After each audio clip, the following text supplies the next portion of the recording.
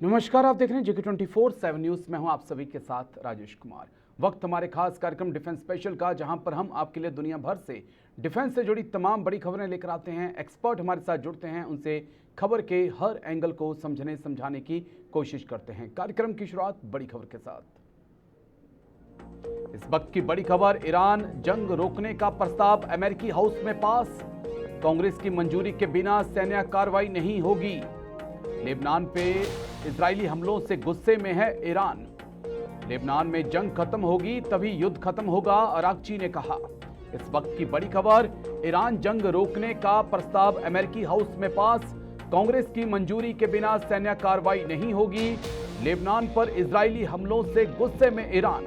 Lebanon में जंग खत्म होगी तभी युद्ध खत्म होगा, अरागची ने कहा। बड़ी खबर इस वक्त की, ईरान जंग रोकने का प्रस्ताव अमेरिकी हाउस में पास। कांग्रेस की मंजूरी के बिना सैन्य कार्रवाई नहीं होगी। लेबनान पर इजरायली हमलों से गुस्से में ईरान। लेबनान में जंग खत्म होगी तभी युद्ध खत्म माना जाएगा। इस वक्त की बड़ी खबर, ईरान जंग रोकने का प्रस्ताव अमेरिकी हाउस में पास। बड़ी खबर आपको दिखा रहे हैं, कांग्रेस की मंजूरी के बिना सैन्य कार्रवाई नहीं होगी। लेकिन क्या ट्रंप मानेंगे कांग्रेस का आदेश? समझना होगा। ग्राफिक्स जल्दी से प्ले करिए, उसके बाद अरागची ने जो बयान दिया है वो आपको दिखाएंगे। उसके बाद फिर एक्सपर्ट्स के पास हम चलेंगे, चर्चा की शुरुआत करेंगे। ईरान अमेरिका जंग अपडेट्स। अमेरिकी हाउस में ट्रंप को लगा झटका, जंग के लिए कांग्रेस की परमिशन जरूरी। इजराइल लेबनान सीजफायर लागू हुआ। कुवैत ने ईरानी ड्रोन हमले का वीडियो जारी किया। हमले में एक भारतीय की मौत और कई घायल हुए थे। एयरपोर्ट के टर्मिनल को यहां पर नुकसान भी पहुंचा था।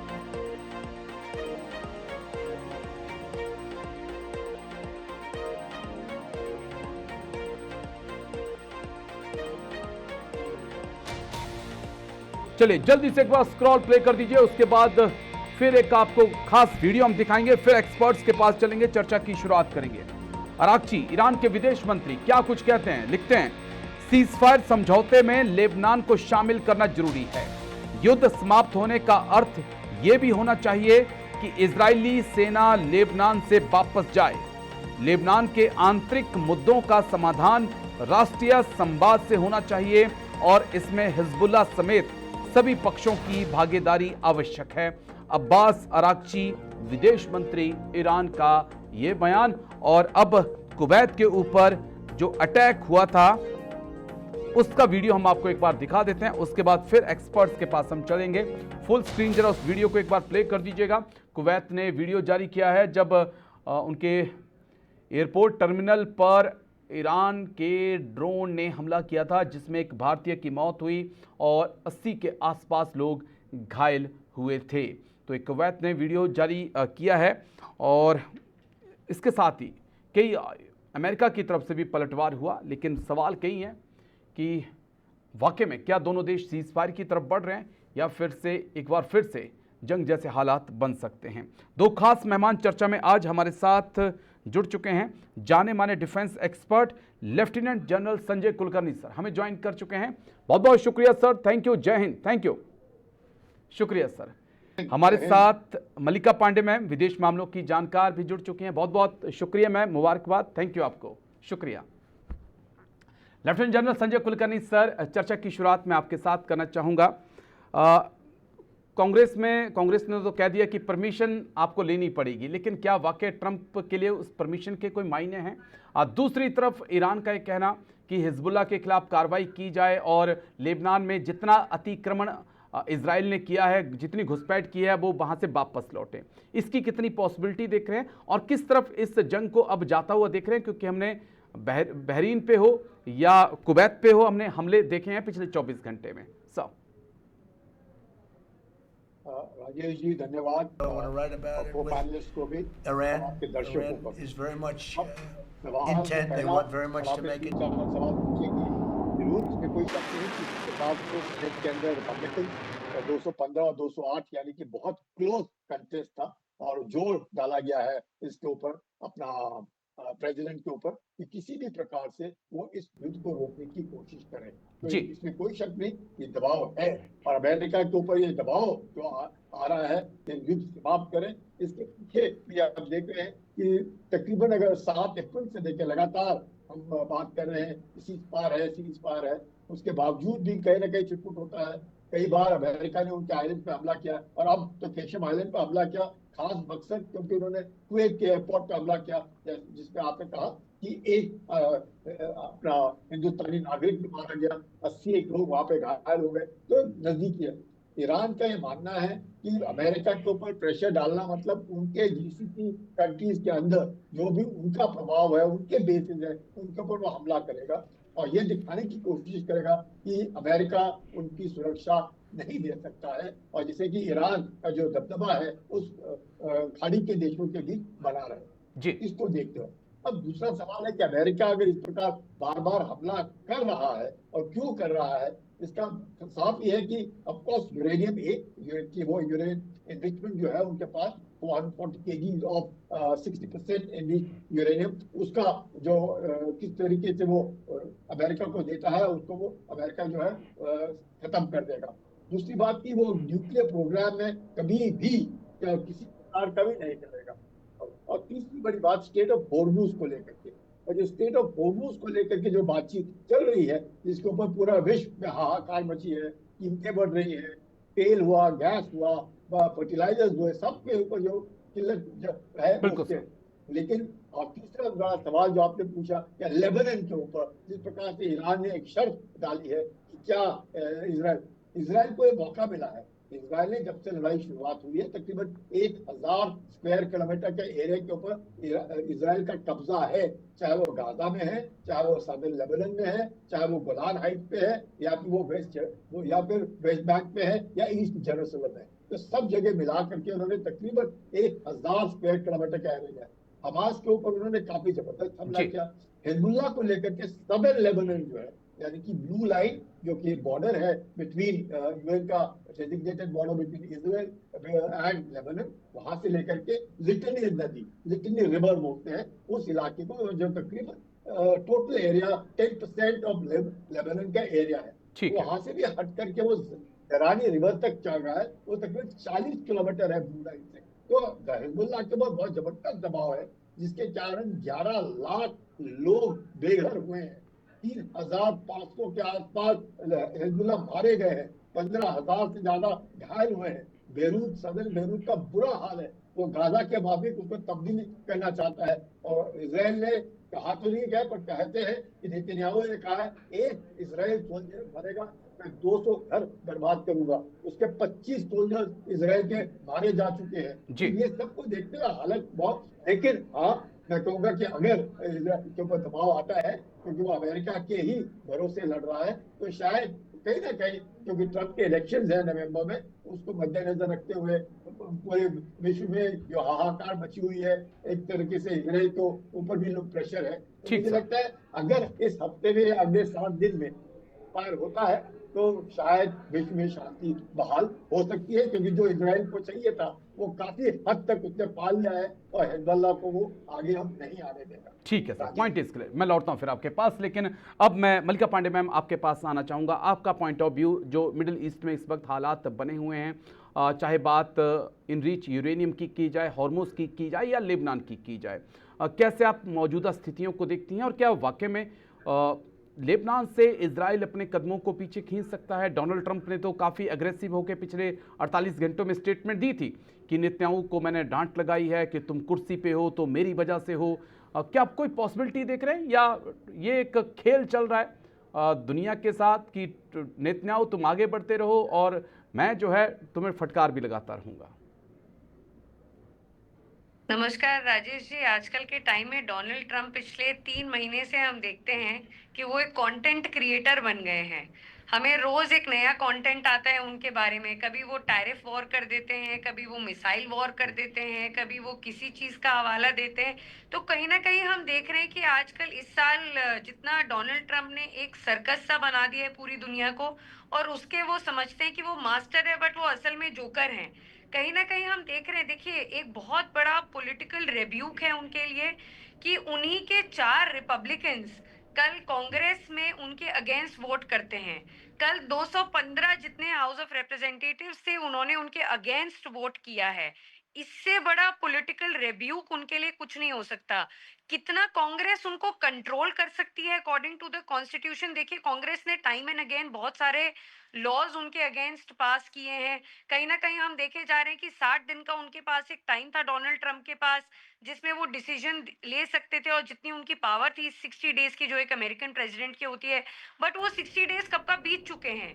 बट ये एक पॉलिटिकल ब्लो है डोनाल्ड ट्रंप को। डोनाल्ड ट्रंप कहीं ना कहीं बार बार फोकस कर रहे हैं कि सीज फायर है। कहाँ सीज फायर है? उनका ही सेंट्रल कमांड परसों डिक्लेयर करता है कि भाई हमने जितनी भी मिसाइल्स कुवैत के यूएस का जो वहां पर बेस है जी। उसको डिस्ट्रॉय करने जितनी भी इरानियन मिसाइल्स थी उनको मार गिराया है। बट हमने देखी है वो डिस्ट्रक्शन की तस्वीरें। तो राजेश जी ये बहुत ही कॉन्ट्राडिक्टरी चल रहा है डोनाल्ड ट्रंप का। उनके अंदरूनी हम देख रहे हैं कि कहीं ना कहीं उनके जनरल पहले रिजाइन कर जाते हैं। उनके रिप्रेजेंटेटिव जो रिपब्लिकन पार्टी के बहुत सारे लोग हैं, जी। इन्फ्लुएंसर्स हैं, जो गो मागा बेस को बहुत बड़ा सपोर्ट करते थे, अब उन्हीं के अगेंस्ट हो चुके हैं वो इस समय। और अब वो बोलते हैं कि हमने इजराइल को डांट फटकार लगाई है। इनफैक्ट बहुत लोगों ने इंटरनली रिपोर्ट भी किया है कि उन्होंने नेतन्याहू को काफी ज्यादा अभद्र भाषा भी यूज की है उनके लिए।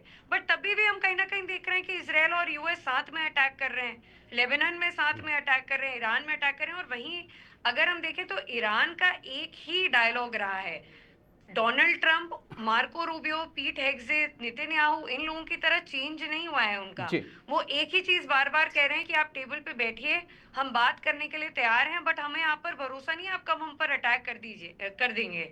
ओके। अगर आप देखें तो ये एक छोटा सा सबमिशन राजेश जी, अगर आप पहले देखें तो ये न्यूक्लियर एनरिचमेंट 2 से 3% हो गया था ओबामा के टाइम पे। जब ईरान के साथ डील हुई थी तो ओबामा ने बिल्कुल डील क्रैक कर ली थी। उन्होंने बिल्कुल ईरान के साथ डील की थी कि आप न्यूक्लियर एनरिचमेंट इतने पॉइंट तक रखेंगे, इतने परसेंट तक रखेंगे। जब डोनाल्ड ट्रंप पिछली बार पावर में आए तो उन्होंने वो पूरी डील स्क्रैप कर दी, जी। बिना किसी से कंसल्ट किए हुए पूरी डील एक तरफा स्क्रैप कर दी। तो ईरान का ये जो रिजल्ट है, ये तो यही हुआ उल्टा चोर कोतवाल को डांटे वाली चीज हो गई कि पहले डोनाल्ड ट्रंप ही स्क्रैप करते हैं पूरी डील, उसके बाद फिर आके ईरान को डांट फटकार लगा रहे हैं। तो ये कहीं ना कहीं हम देख रहे हैं राजेश जी, कॉन्ट्राडिक्शन चल रहा है। ओके। डोनाल्ड ट्रंप ने एक ये तेल का खेल बना के छोड़ दिया है दुनिया को। दुनिया कितना सफर करे, उनकी वो खुद की अमेरिकन जनता कितना सफर करे, उनको इससे कुछ फर्क नहीं पड़ता है। ठीक है, आपका कहना है कि हाथी के दांत खाने के और दिखाने के और हैं। ठीक है, मैं एक जल्दी से ग्राफिक्स प्ले करिए, उसके बाद संजय कुलकर्णी सर के पास हम चलेंगे, क्योंकि एक और जटिल मुद्दा है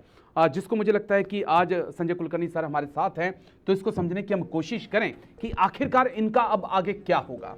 हमास की हम बात करें, लगभग 80% खत्म हो चुका है। ईरान सपोर्ट नहीं कर, मदद नहीं पहुंचा पा रहा है। हिजबुल्लाह के खिलाफ कार्रवाई जारी है, लेकिन हिजबुल्लाह अभी भी मजबूत है, वक्त वक्त पे हमले कर रहा है। हुती पर बहुत ज़्यादा इम्पैक्ट ना तो इजराइल डाल पाया ना अमेरिका डाल पाया है। IRGC अभी भी मजबूत है, और जब तक IRGC मजबूत है तब तक हुती, हिजबुल्लाह, हमास जो हैं वो फिर से रीग्रो कर सकते हैं। और जब तक ये तीनों रहेंगे तब तक हॉर्मुज स्टेट और बाब अल मंदेब जो है वहां पर ईरान की पकड़ मजबूत रहेगी। इसके साथ इस्लामिक जिहाद फिलिस्तीन जो है वो अभी भी कायम है। अब सवाल यह है कि अगर यहां पर अमेरिका सीज फायर करता है, क्या ईरान अपनी ऑक्टोपस डॉक्ट्रिन को खत्म कर देगा, या इस ऑक्टोपस डॉक्ट्रिन में फिर से जान फूंकने की कोशिश ईरान की तरफ से की जाएगी ताकि वो खाड़ी के देशों को अपने इशारों पर नचा सके और हॉर्मुज स्टेट और बाब अल मंदेब में अपनी पकड़ को और मजबूत कर सके। क्योंकि यहां पर अगर सीज फायर होता है तो एक ऑक्सीजन ईरान को मिलती है और वो एक विनर के तौर पे उभर कर सामने आता है। एक्सपर्ट्स के पास चलेंगे। Lieutenant general Sanjay Kulkarni sir, आपके पास आना चाहूंगा। अगर ये जंग सीज फायर पे खत्म होती है, अमेरिका निकलता है, तो यहां क्या ईरान को एक बड़ा बूस्ट नहीं मिलेगा उसके मोरल को, और जो ऑक्सीजन मिलेगी वो ऑक्सीजन हमास, हिजबुल्लाह, हुती के काम आएगी, और इसका इंपैक्ट खाड़ी के देशों पर, बाब अल मंदेब पर और स्टेट ऑफ हॉर्मुज पर आने वाले वक्त में और देखा जाएगा?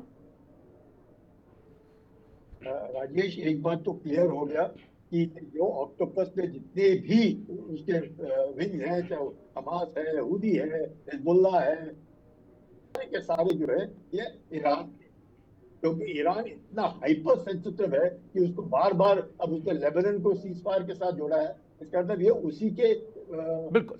वो अपने प्रॉक्सीज है, और प्रॉक्सीज होने के नाते वो बहुत सेंसिटिव है। इसको लेकर के ऑक्टोपस को ये वेपनाइज करने की कोशिश कर रहा है, क्योंकि स्ट्रेट ऑफ होर्मुज को जैसे वेपनाइज किया है ईरान ने, वैसे ही ये जो है उसके प्रॉक्सीज है, उनके द्वारा हर हमेशा प्रेशर डालने की कोशिश करेगा। और तो ईरान के पास कोई चारा है ही नहीं। आप समझ सकते हैं कि ईरान अपने नॉर्मल जो उसका जीडीपी है उसमें से तकरीबन 12 अरब डॉलर खर्च करता है अपने सिक्योरिटी के ऊपर। तो उस 12 अरब डॉलर में तकरीबन 8 अरब डॉलर खर्च होते हैं सिर्फ आईआरजीसी पे। तो आईआरजीसी ही है जो कुछ भी है, और उसका मालिक जो है वो जी। मोहताब खमानी है। तो उसको देखते हुए, क्योंकि जब तक आईआरजीसी है जब तक वो मोहताब खमानी है, सुप्रीम लीडर है, तो ये सब एक ही माले के मोती हैं, ये छोड़ेंगे नहीं।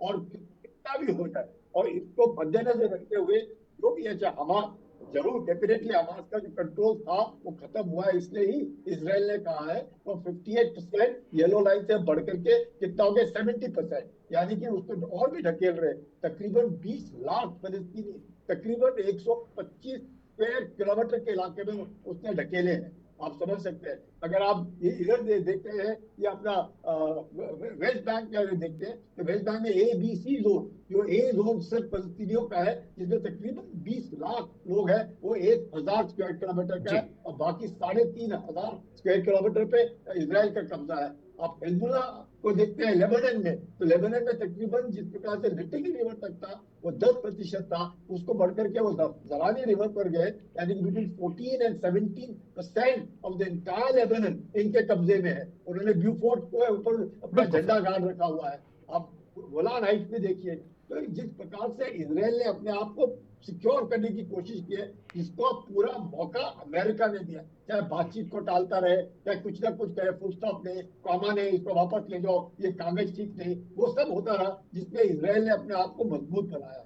और इस मजबूती को लेकर के और इसराइल ने अपने अस्तित्व को सिक्योर करने की कोशिश किया। और ईरान को मालूम है ये वेपनाइज करेगा, ऑलमोस्ट वेपनाइज करेगा, न्यूक्लियर को लेकर नहीं मानेगा, और जो वेपनाइज प्रोग्राम है वो करता रहेगा। क्योंकि JCPOC के वक्त जब उसको 3.57% के एनरिचमेंट का मिला था, आप समझ सकते हैं 2015 2018 में एब्रोगेट हुआ, और 2018 से लेकर के अब तक जब तक वो 12 दिन का युद्ध नहीं हुआ तो 60% पे चला गया।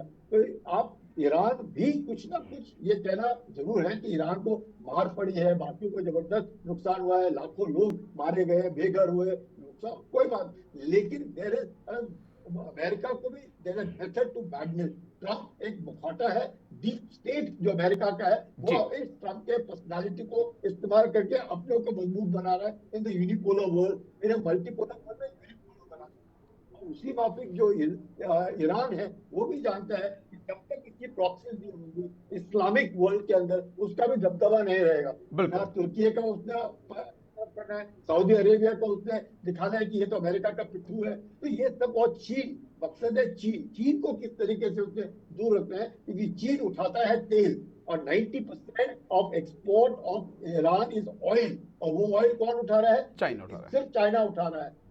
% ऑफ ईरान रेवेन्यू क्या है? ऑयल। वो कौन दे रहा है? चाइना दे रहा है। तो ये सबको देखते हुए चाइना को भी उससे एक तरफ ट्रैक करना है, चाइना के ऊपर दबाव डालना है, ईरान को आइसोलेट करना है, जिससे कि ईरान अपने आप ही इंप्लोड हो जाए, अंदरूनी इंप्लोड हो जाए। वो वहीं पर यूएसए जो है अभी तक सक्सेसफुल नहीं हुआ है, क्योंकि सारे ईरानियन इतनी तकलीफ के बावजूद भी एक झंडे के नीचे, अपने लीडरशिप के नीचे अपना मनोबल ऊंचा करते हुए टिके हैं। तो ये भी एक बहुत बड़ी बात है करके अमेरिका को बहुत जबरदस्त झटका लगा है, इसमें कोई शक नहीं है। लेकिन ईरान भी जो काम कर रहा है वो करता रहेगा, अमेरिका भी दबाव डालता रहेगा। इजराइल जो है जो कर रहा है अपने आप को धीरे धीरे करके फलस्तीनियों को छोटे से इलाके में ढकेलेगा, और एक दूसरे की ये जो लड़ाई है ये कागजों में शायद खत्म हो सकती है, तो जमीन पे कभी भी जिंदगी भर जब तक हम लोग जिंदा है तब तक ये चलता रहेगा। ठीक है सर, मैं फिर आऊंगा आपके पास। लेकिन मल्लिका पांडे मैम, मैं आपके पास आना चाहूंगा, क्योंकि यहाँ पर ये जो सीज फायर है इसको माना जा रहा है कि ये ईरान की जीत होगी। सर ने अमेरिका को लेकर, इजराइल को लेकर पोजीशंस को क्लियर कर दिया कि आने वाले वक्त में टेंशन बढ़ी रहेगी। लेकिन अगर इजराइल यहाँ पर ईरान विनर के तौर पे उभर कर आ रहा है, आ चुका है, इसका क्या इम्पैक्ट उन देशों पर, खासकर बहरीन की बात करें, यूएई की बात करें जो अब्राहम अकॉर्ड में शामिल हैं, या फिर जो नहीं भी हैं, उसमें हम सऊदी को रख लें या दूसरे जो आसपास के देश हैं, उन पर क्या इम्पैक्ट इसका होगा? क्या जो एक रेस चल रही थी इस जंग से पहले कि कौन खलीफा होगा खाड़ी के देशों का, अरब के देशों का, तो सऊदी और तुर्की को बाईपास करके क्या ईरान इस रेस में अब बहुत आगे निकल चुका है? अगर अमेरिका सीज फायर करता है, वो शिकस्त यहां पर अमेरिका की मानी जाएगी। राजेश जी, वो ऑलरेडी शिकस्त मानी जा चुकी है, आई वुड रादर से। देखिए, आईआरजीसी हो, चाहे कहीं हमने देखा कि या सुप्रीम लीडर हो, ये बिल्कुल ईरान का जो स्ट्रक्चर है, पावर स्ट्रक्चर है, वो हाइड्रा के सर की तरह है। आप एक काटोगे तो दूसरा आ जाएगा। हमने देखा कि यूएस को लग रहा था हम टॉप लीडरशिप इनिशियल डेज में सुप्रीम लीडर को सबको एलिमिनेट कर देंगे और वहां कोई नहीं बचेगा, बट जैसे मैंने बताया वो हाइड्रा के सर की तरह वो रीग्रो करते रहते हैं। आपने एक 1980 में सुप्रीम लीडर ने एक चीज बोली थी कि हम बिल्कुल भी इराक के साथ सौदा नहीं करना चाहते हैं, हम अमेरिका के साथ सौदा नहीं करना चाहते थे, हम सीज फायर नहीं करना चाहते थे, बट मुझे सीज फायर करनी पड़ रही है और इससे बढ़िया सीज फायर करने से अच्छा तो मैं इससे बढ़िया जहर खा के मर जाता। तो उनका एक ये स्टेटमेंट था कि मैं जहर खाना ज्यादा पसंद करूंगा रादर देन सीज फायर। तो कहीं ना कहीं हम कैसे मान ले कि ये सुप्रीम लीडर भी सीज फायर करने के लिए तैयार। देखिए, इनका जो कॉन्सेप्ट है शहादत का वो बहुत बड़ा है। तो कहीं भी जो आपने ऑक्टोपस के जितने भी टेंटिकल्स गिनाए हैं, ये सब चाहे वो हिजबुल्ला हो, हुतियों ने पिछली बार जैसी अमेरिका ने रेड सी में आने की कोशिश की, परचम लहराने की कोशिश की, तो हुतियों ने उनको मार गिराया, वहां से भगा दिया इनको हुतियों ने इनफैक्ट। तो कहीं ना कहीं हम देखते हैं कि इनके लिए शहादत बहुत बड़ी चीज है।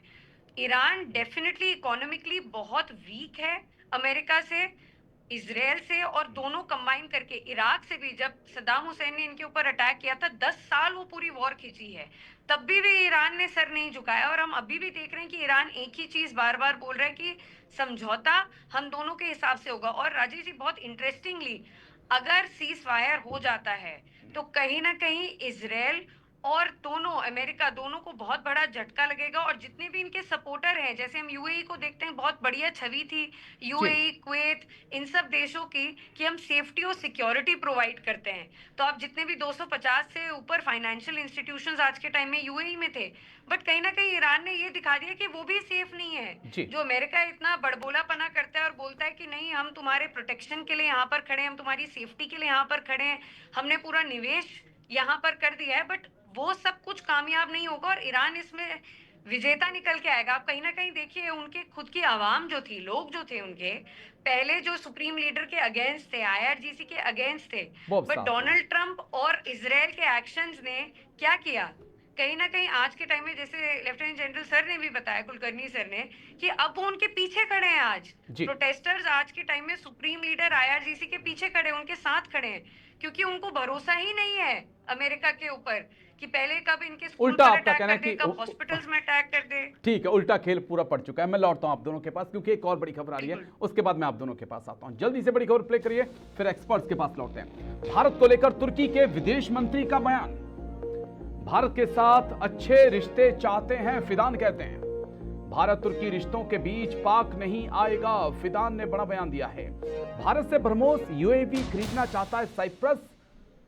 क्या ये बड़ा कारण है? भारत को लेकर तुर्की के विदेश मंत्री के बोल बदल चुके हैं। भारत के साथ अच्छे रिश्ते तुर्की चाहता है, भारत तुर्की रिश्तों के बीच पाकिस्तान नहीं आएगा। भारत से ब्रह्मोस यूएवी खरीदना चाहता है साइप्रस। पीएम मोदी का साइप्रस जाना, साइप्रस के राष्ट्रपति का भारत आना और तुर्की के बोलों का बदल जाना, एक्सपर्ट से आगे हम समझेंगे। लेकिन पहले ग्राफिक्स एक बार प्ले कर दीजिए, डिटेल से इस खबर को डिकोड कर लेते हैं। तुर्की को भारत का जवाब, पाक के साथ खड़ा रहा है तुर्की, चाहे ऑपरेशन सिंदूर हो या कश्मीर का मुद्दा हो। भारत के दौरे पर साइप्रस के राष्ट्रपति आते हैं।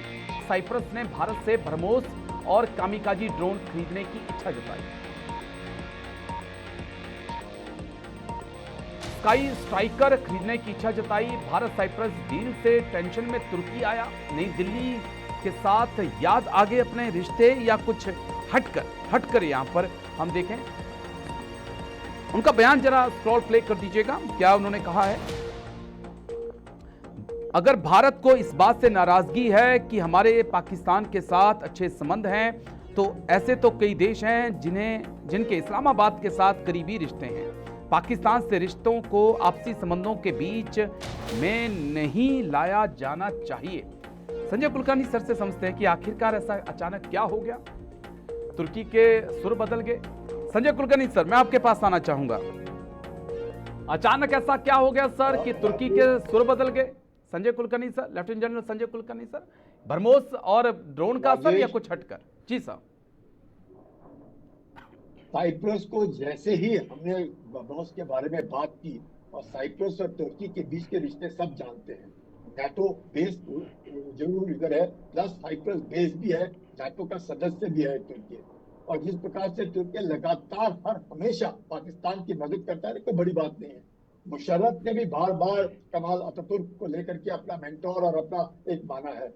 अगर हम देखें, अगर कमाल अतातुर्क को मेंटोर मानते थे, तो ऑटोमन एम्पायर जब खत्म हुआ, तो ऑटोमन एम्पायर को स्टार्ट करने के लिए हिंदुस्तान के अंदर हैदराबाद प्रोविंस था, और हैदराबाद प्रोविंस में बहुत शुरुआत की। और जब वहां पर खत्म हो, तो खिलाफत मूवमेंट महात्मा गांधी ने शुरुआत की हिंदुस्तान के अंदर, सब अपने आप को तुर्कियों के नजदीकी लाने के लिए।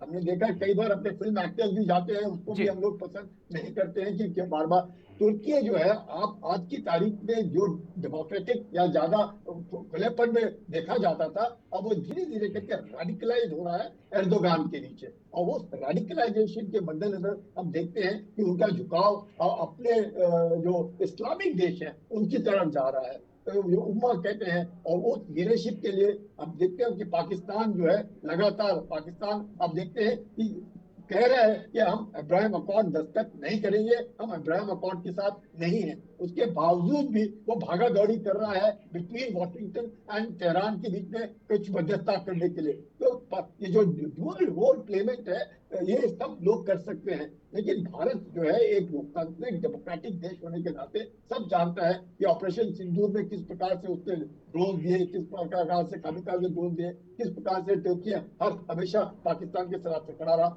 हमें कोई लेना, अमेरिका भी पाकिस्तान के साथ खड़ा है, अमेरिका हमारे साथ भी खड़ा है। अमेरिका हमें भी कुछ देता है, नहीं देता है, उसको भी देता है नहीं।